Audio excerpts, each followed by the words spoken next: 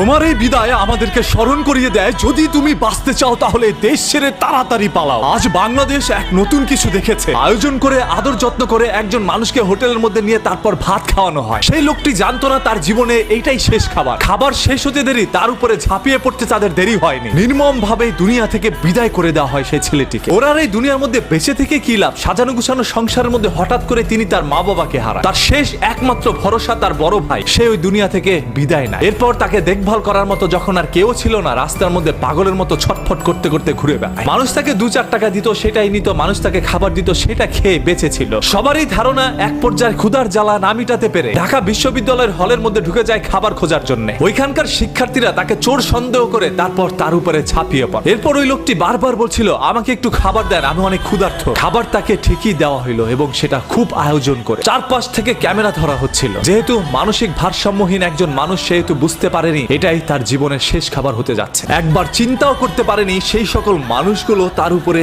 এইভাবে ঝাঁপিয়ে পড়তে পারে। বাংলাদেশের ইতিহাসে হয়তোবা এরকম কোনো মহর্ষ ঘটনা আগে কখনো ঘটেনি। আজকের এই ঘটনাটি আমাদের সবাইকে চিন্তায় ফেলে দিয়েছে। আসলে যদি আমরা বাঁচতে চাই তাহলে এই দেশ ছেড়ে আমাদের পালাতে হবে। এই দেশ আমার না, এই দেশের জন্মভূমি আমার না, এই দেশের মাটি আমার না, এই দেশের মানুষজন আমার না, এই দেশের কেউ আমার না। একটা সময় আমি আমার নিজেরও থাকবো না, আর তখন তাদের খেলনার পুতুলে পরিণত হব। এই ছেলেটির নাম হচ্ছে তোফাজ্জল। বরগুনার পাথরঘাটা এলাকায় তার জন্মগ্রহণ। তিনি একজন মেধাবী শিক্ষার্থী হিসাবে পাথরঘাটার একটি কলেজের মধ্যে ভর্তি হয়। এরপরই তার পরিবারের মা বাবা ভাই বোন সবাইকে হারানোর পরে পাগল হয়ে রাস্তার মধ্যে ছুটে বেড়ায়। এমন তো অবস্থায় ঘুরতে ঘুরতে তিনি ঢাকা শহরে চলে আসে, আর এটাই তার জীবনের শেষ সিদ্ধান্ত ছিল। আজকে ওকে যে আপনারা হসপিটালের মর্গের মধ্যে ফেলে রেখেছেন, ওকে নিতে কে আসবে? ওর তো পরিবারের কেউ নাই। যার এই দুনিয়ায় কেউ নাই, তার বেঁচে থেকেই বা কি লাভ? হ্যাঁ, আপনারা অনেক ভালো কাজ করেছেন ভাই, ওকে দুনিয়া থেকে বিদায় করে দিয়েছে। আজ ওর পরিবারের কেউ নাই, ও একা হয়ে গিয়েছে। আজকে ওর দাফনটাও হয়তোবা একাকিত্বর মাঝখান দিয়ে যাবে। তবে হ্যাঁ, আজকে তার পরকালে সবার সাথে দেখা হচ্ছে। ওর জন্য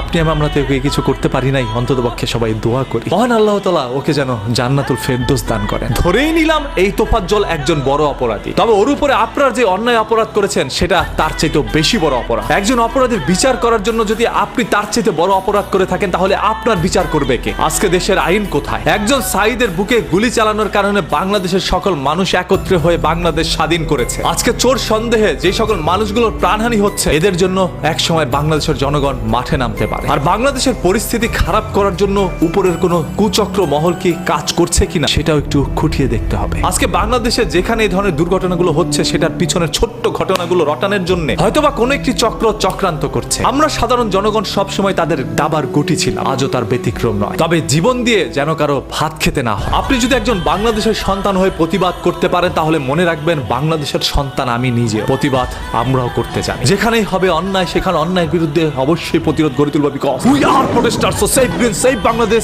with me every time anywhere. ধর্ম নিয়ে কেউ যদি বাজে কথা বলে, তাহলে তাকে সুযোগ দিতে হবে, কারণ ধর্মবর্ণ নির্বিশেষে আমরা সবাই মানুষ, আর মানুষের চাই সর্বদা মানুষের পাশে দাঁড়াতে। এটাই তো আমাদের একটি নীতি হতে পারে। আজ কেন এই দেশ এরকম হয়ে যাচ্ছে? যে যা পারছে তাই করছে। দেশের মানুষের কি মানবিকতা হারিয়ে ফেলেছে?